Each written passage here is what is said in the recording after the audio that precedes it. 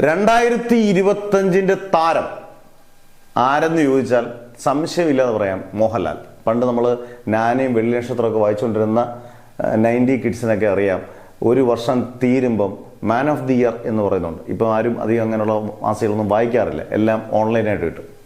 മോഹൻലാൽ 2025 താരമാകുന്നത് ഒരുപാട് ചിത്രങ്ങൾ, big budget ചിത്രങ്ങൾ ഫ്ലോപ്പ് ആവുകയും ലൂസിഫറിന് ശേഷം ഗംഭീര ഒരു ഹിറ്റില്ല. ഇപ്പം നേര് പോലൊരു സിനിമ ഉണ്ടെങ്കിൽ പോലും ഒരുപാട് വർഷത്തിന് ശേഷം 2019 ശേഷം വലിയ വലിയ വിജയങ്ങളൊന്നുമില്ലാതെ ഒരുപാട് പടങ്ങൾ, ബറോസ്, മലയക്കോട്ടെ വാലിബൻ, ആറാട്ട്, മോൺസ്റ്റർ, ഒരുപാട് ട്രോള് കിട്ടുകയൊക്കെ ചെയ്യുമ്പം അറിയണം ഇത് മോഹൻലാൽ ആണ്, തിരിച്ചു വരും, ലാലേട്ടനാണ്, അദ്ദേഹത്തിൻ്റെ കപ്പാസിറ്റി അനുസരിച്ച് അദ്ദേഹത്തിന് ബോക്സ് ഓഫീസിൽ ഒരു കിങ് തന്നെയാണ് മോഹൻലാൽ, സംശയം വേണ്ട.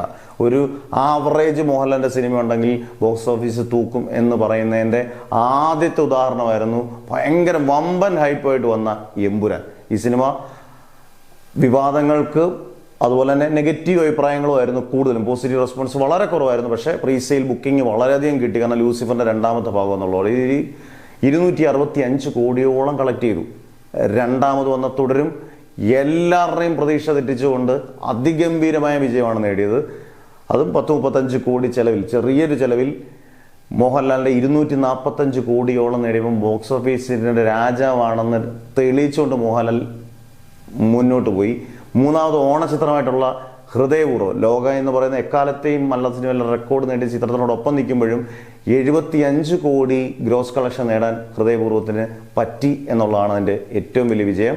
ബബ്ബ ഇപ്പോൾ ഓടിക്കൊണ്ടിരിക്കുന്നതിനകത്ത് മോഹൻലാൽ ക്യാമിയോ ഉണ്ട്. മോഹൻലാൽ ക്യാമിയോ ഉള്ളതുകൊണ്ട് മാത്രം ഇനീഷ്യൽ പുള്ളും അതിൻ്റെ കളക്ഷൻ കേടി മുന്നോട്ട് വരുന്നു. എന്തായാലും ഏതൊക്കെ രീതിയിൽ നോക്കിയാലും മോഹൻലാലിൻ്റെ വർഷമാണ്. അതോടൊപ്പം മോഹൻലാലിന് മലയാളത്തിൽ അടൂർ ഗോപാലകൃഷ്ണന് ശേഷം ഒരു മലയാളത്തിലെ ഒരാൾക്ക് ദാദാ സാഹേബ് ഫാൽക്കെ അവാർഡ് നേടിയ ഒരു നടനായി മാറി മോഹൻലാൽ. അത് ഏറ്റവും പ്രായം കുറഞ്ഞ നടനുമാണ് മോഹൻലാൽ.